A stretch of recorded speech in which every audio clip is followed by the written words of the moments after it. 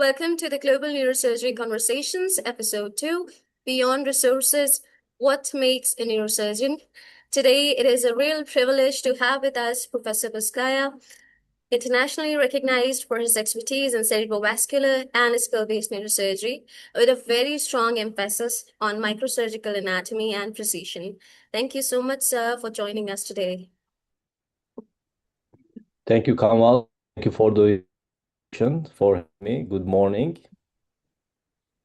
Just a brief introduction. I am Dr. Kamalali, since you already know that. I'm a neurosurgeon from Pakistan and founder of the Neurosurgical Case Room. It is a global academic platform connecting neurosurgeons from around 65 countries as of now. So I would like to begin with a fundamental question. What, in your view, are the non-negotiable traits that define a true neurosurgeon, regardless of the geography or the training system they are in? One, love what you are doing, love of neurosurgery. Number two, dedication to your work and dedication to your patient's care. Okay, yes, they would remain the fundamental principles, regardless of wherever we are. But I would be really interested to hear about your take. What do you think neurosurgery is shaped more by? Is it the environment? Is it the individual discipline? Or is it the mindset? All of the above. You have to have individual mindset and you have to have a good environment around you and you should not give up wherever you are. And what would be a neurosurgical mindset to you? Neurosurgical mindset is performing your best for that particular patient and all the patients. It's surgical or non-surgical, best treatment, or sometimes no treatment. Yeah, yeah, that's an interesting observation. Sometimes no treatment because doing no harm is obviously the first principle. So, Correct. um, how important do you think is the environment and the training culture And of but that particular institute? yeah, it's the most one of the most important factors, I think. You have to be in a collegial environment and everybody around you or most of them should have the same idea, same mindset that you should do your best for that patient, best patient care, and never accept the defeat. Okay, so what options would be for a neurosurgeon or a trainee who is currently not in an environment where, the principles align? So do you think that the individualism will take over here and he can still maintain his own work ethic? Or Yes, if you have a good mindset and integrity, you should keep that mindset, and you will keep that mindset wherever you are, and you don't act. So you are surrounded by the walls. Your if you think that's walls are preventing you, what you do for your patient, break those walls. that's interesting. Would you please Yeah. elaborate that? I am noticing how concise your responses are, and that's actually surprising I'm not a because diplomatic or political person. yeah, I'm not that's a that's perfectly neurosurgery fine. politician. I'm not gonna give you a very polite, very uh, A polished sugar-coated word. reply. Yeah. Yes. So truth is truth. Uh, I I didn't start in neurosurgery in a very excellent environment, but it was everything is around me supportive.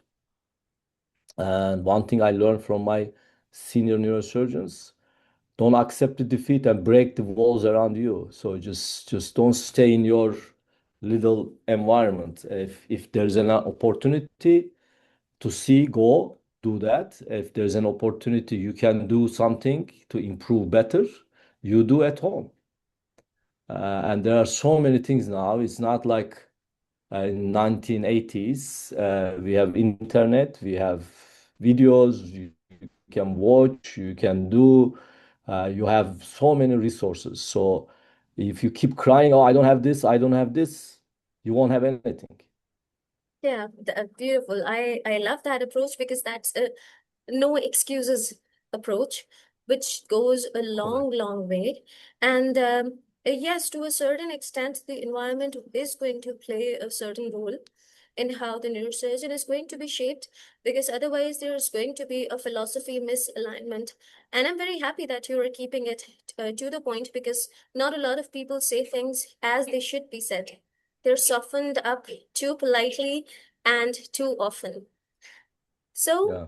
uh, in your experience, which is huge, what separates surgeons who become exceptional from those who simply remain competent?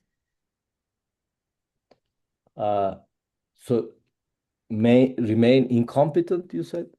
No. There are surgeons who are competent, and then there are surgeons who are exceptional. They are extraordinary, no matter where they're working from. Sometimes they come Yeah. out of systems that had not much to begin with. So Yeah. I want to hear you take what do you think separates both of them?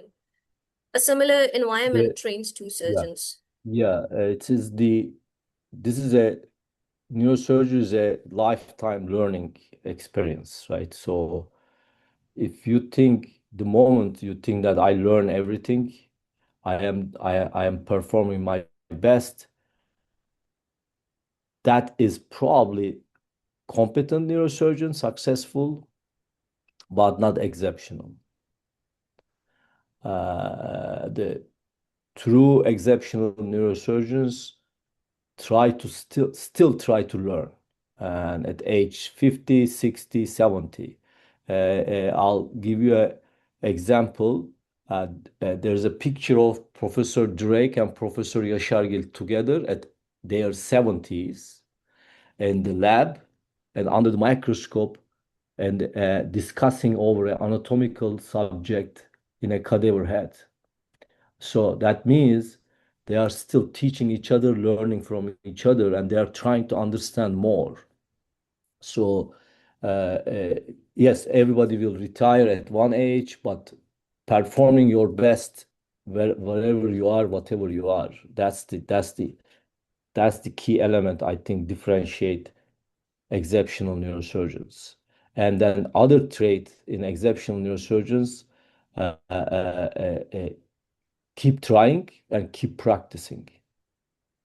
You cannot ask marathon runner to run marathon immediately, right? They have to train. They have to train many years to become a competitive marathon runner in Boston Marathon or Tokyo Marathon. Or you cannot ask Usain Bolt, okay, run 100 meters less than 9.7 seconds. It's not going to happen. Yeah.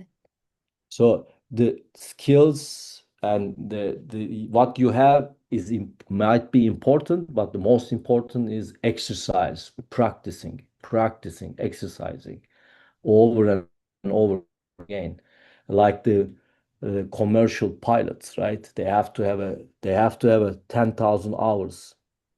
Uh, the One of our former mentors, Dr. Hernesniemi, used to say, you have to have a 10,000 hours in neurosurgery to become a competent neurosurgeon, maybe 100,000 hours to become an exceptional neurosurgeon. Yeah, I am familiar with the 10,000 rule and the 10,000 hour rule. And yes, you're right. The the hard work and the persistence and being teachable, most importantly, being teachable at any age and willing to learn at any age and accepting that there is always something new is going to take anyone a long way. So, how do you define discipline in neurosurgery, since you are famous for it? And how do you define discipline beyond just working hard? And what does a disciplined, oh, you want to say something? No, no, I'm listening. Okay, okay. So how do you define discipline beyond working hard? And what does a disciplined surgical mind look like inside the OR? Somebody you see and you would say, okay, okay, this person has a very disciplined surgical mind. Uh, Discipline is what I did today. I mean, I woke up at 5, right? Shaved and took my shower so I look clean to my patients. I don't look like a bandit, right? That people come with the, hair. I mean, I just unshaved face and they don't look presentable. That means you are not respecting your patient. And I woke up at 5. I did all these so I can come here at quarter to 6. This is my office. The residents start rounding just now, and not none of the other doctors attending neurosurgeons or surgeons around. So I can speak with you. I can try to influence you. And then 7:30, I have a surgery, thalamic glioma surgery, as deemed inoperable by many neurosurgeons.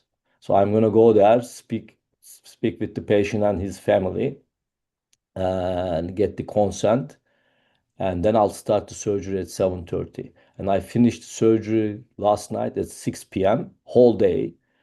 Insular glioma patient, gigantic insular glioma patient, operated by a very famous, competent neurosurgeon, but they did the partial resection and left the 80% of the tumor behind. So I cleaned that and yelling, screaming inside.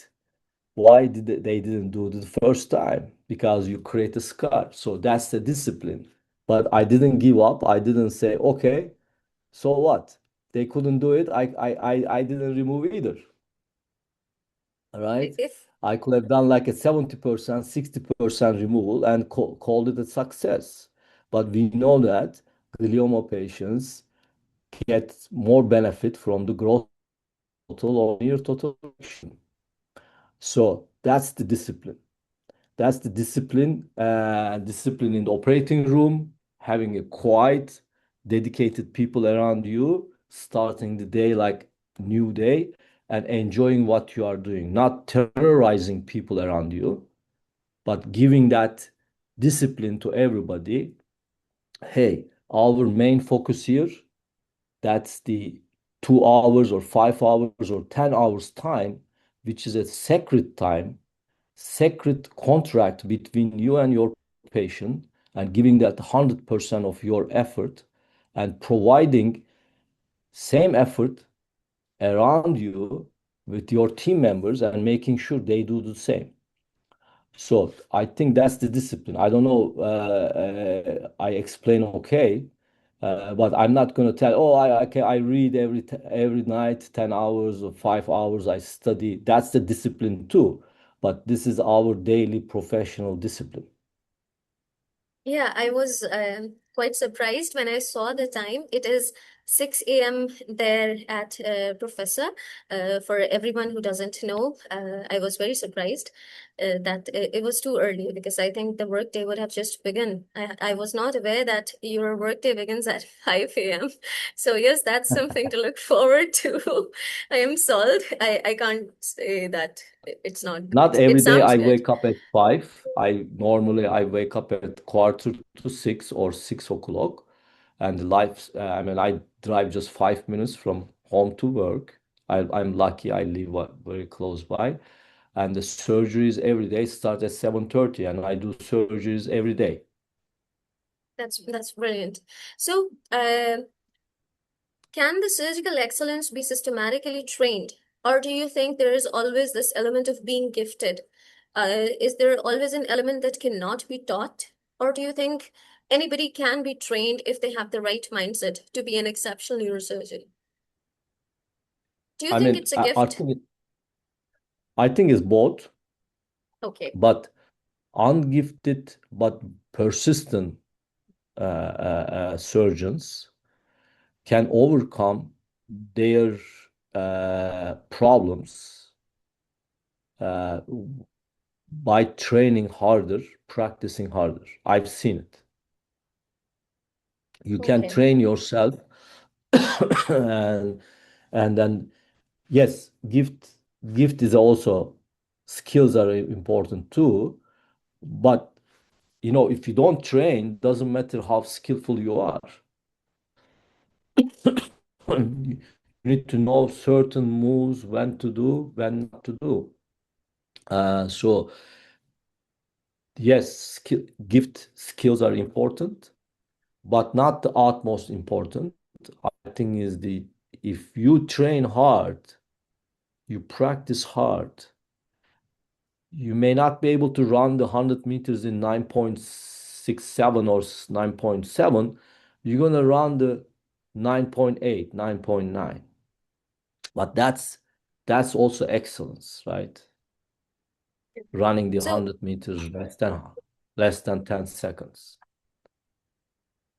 since So most of our audience is, they a lot of them are from LMICs or probably middle income countries where, we do not have access to the very high-end infrastructure regarding neurosurgery or the latest tech, or, the AI infiltration that is happening over the HICs. So when external systems are limited, how does a neurosurgeon define their own internal standard apart from the discipline? Yes, apart from the discipline and the patient commitment, what are some yeah, other things that will help them define their own standard?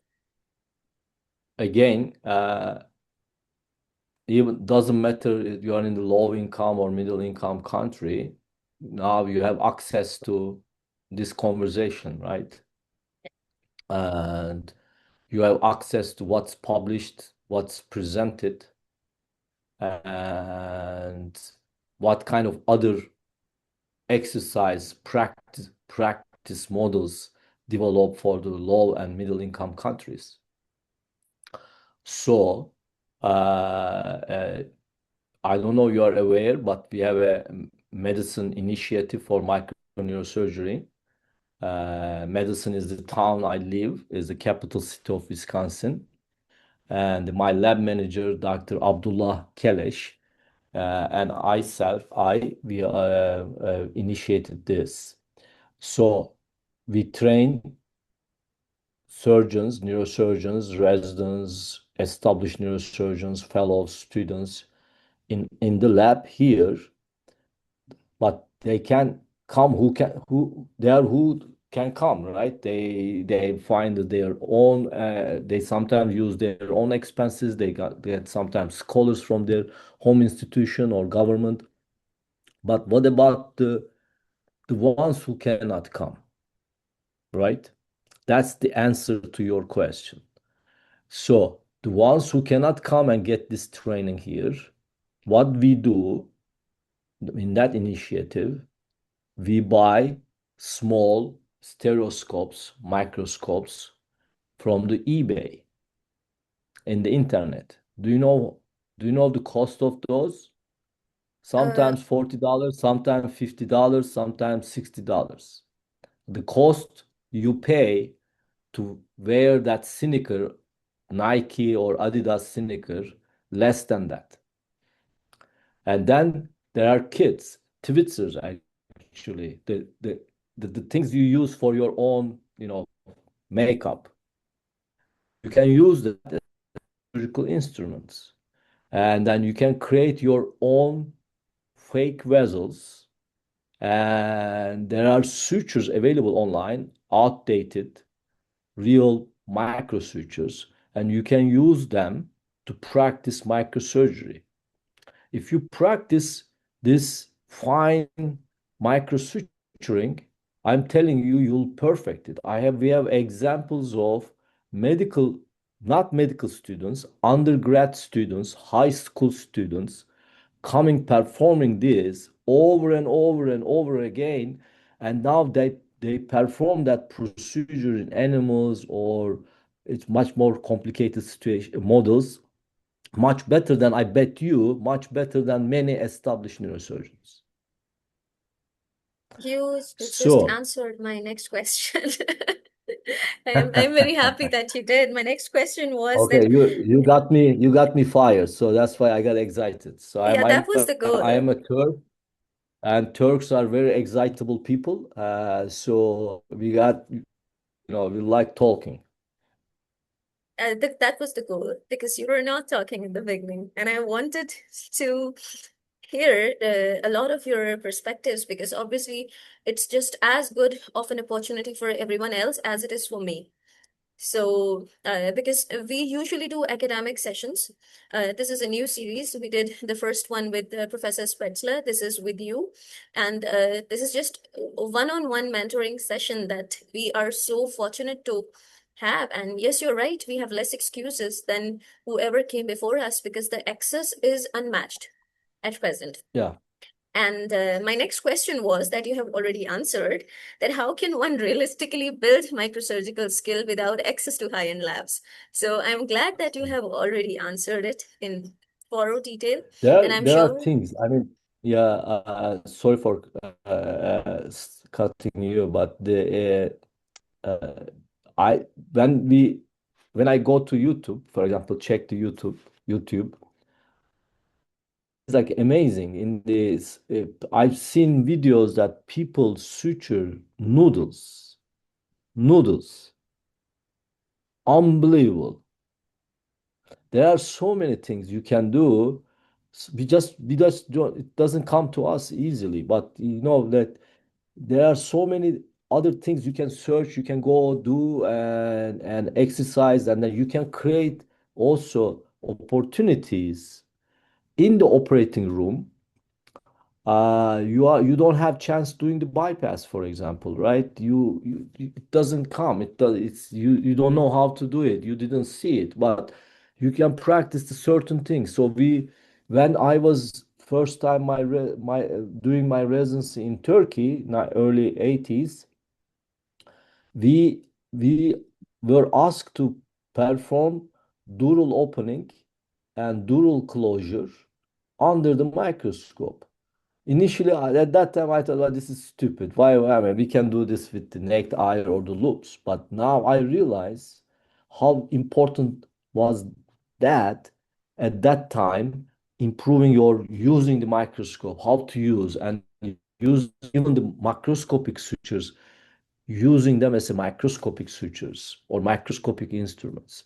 And then there are other exercise models you can do in a different way. For example, everybody opens the posterior fossa, right? Midline posterior fossa craniotomy. You are doing Chiari malformation, for example. You did a small tumor. You open the arachnoid of the cisterna magna. You are done. You have time. It's not going to affect the patient's life. Doing another 5-10 minutes practice of suturing the arachnoid of the cisterna magna with the 10-0 or 9-0 suture. That- So you are not performing a superficial temporal artery, middle cerebral artery bypass, but you are performing microsurgical suturing in the arachnoid, and that's also helpful for patient. It prevents the arachnoid adhesions. Did I come up with this idea? No. Professor Yaşargil did.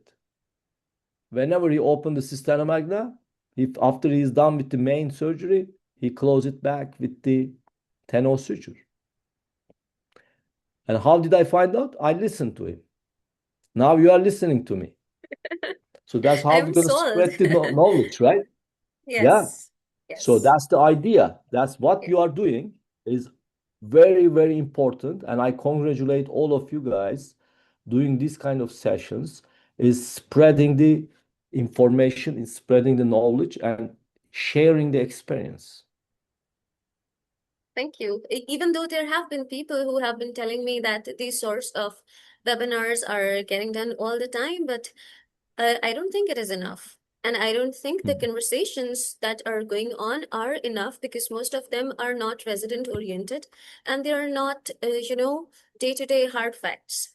With that, I come to my conclusive question, and we will take only two questions from participants if anyone has any, because Sir is going to run late. and I'm not sure he would appreciate that.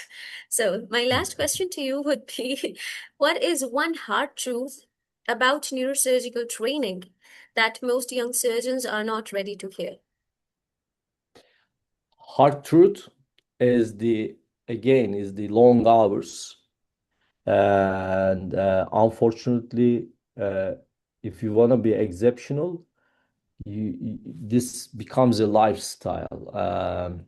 It's it becomes everything around neurosurgery, not around you or around the family. But there are ways of overcoming that too. That doesn't mean you don't have a good family life, good social life. I have a good family life. I have a good social life. You learn how to designate the things, how to uh, design your daily 24 hours. Okay. I have my son's soccer game. I plan my day according to that, and I do my best. Sometimes I miss one game, and he understands. So just it's very hard at the beginning to understand, and the failures come from the people who cannot designate or design their daily family life, social life. I suggest think hard, work with your partners, your wife, your husband, your partner, and establish that very early through understanding of the life. Thank you, sir. Does anyone have any question? Please raise your hand or unmute yourself. Any Hello, questions? Assalamu alaikum. Please introduce Hello, yourself. Assalamu alaikum. I want to ask a question. I'm Dr. Ikra Yasin. I'm currently training in Lahore, Pakistan. This is my final year of neurosurgery. I wanted to ask a question regarding the future for a neurosurgical resident who has done his or her fellowship from Pakistan. Like, my question is for a neurosurgeon completing residency in Pakistan and opting to pursue a fellowship in skull-based surgery.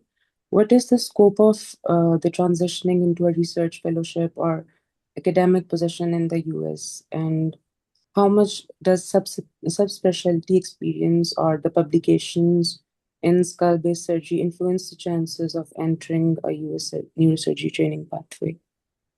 Uh, the United States training pathway or in general? I wanted to explore both options, like if I want to opt a training pathway or if I want to opt for a fellowship, a research fellowship in. I only suggest for specifically for skull base and cerebrovascular, you have to spend some time in the lab, either in your home country or if you don't have resources in other countries, and eh, definitely at least 1 year strong anatomical, neuroanatomy, skull-based anatomy, cerebrovascular anatomy, and performing those skull-based or cerebrovascular procedures in the lab, and then go next to the clinical fellowship if you can find. In the United States, skull-based fellowships are there are not many anymore, and mostly they emphasize the endoscopic skull base. Yes, true. If you do modern skull base surgery, you should be competent doing both open and endoscopic. But for the United States, first, I think I recommend you train or 1 or 2 years in one institute, and spend time in research, then pass your exams, and then try to enter the skull-based fellowship in the United States. If United States doesn't work, there are other countries you can do fellowship, so you can look for those too. But without for United States without USMLE and good publications and good recommendation letters and experience in the United States is hard, very hard to get fellowship. But there are For the these. clarity. I just wanted to ask one more thing. There are these skull-based labs. There are cadaveric labs across Europe. So I think that would be a good enough substitute if somebody gets to spend time in those labs for probably a year or two. It would be a very good space to learn. Yeah. I mean, Europe, Japan is the cadaveric studies are difficult, but there are other labs, and then the Europe there are some, and the United States too. But it's not in every institution you can find a skull base or cadaveric lab. So Thank you so Thank you much, for the everyone. clarification and you're answering Thank the. you. Yeah. Thank you, Dr. Ikra. Thank you so much, everyone else. Professor Baskaya, this has been a beautiful conversation, and I am sold. If that was the goal, then I am sold. And what stands out very clearly is that excellence in neurosurgery is not defined by what is available to us, but by the discipline, the rigor, and the mindset we are going to bring to our work. Thank you for sharing not just experience, but a philosophy that will resonate with a lot of neurosurgeons across very different settings, I'm sure. Thank you so much for being here today, you're and welcome. Thank you very thank you, much. and thank you, You did everyone. excellent. I am proud of you guys, okay? Keep working Thank you, hard and don't accept the defeat, okay? And I'm here for you guys, okay? thank you, everyone, for joining us. This is You're a wrap. welcome. Thank you. Bye-bye. Bye.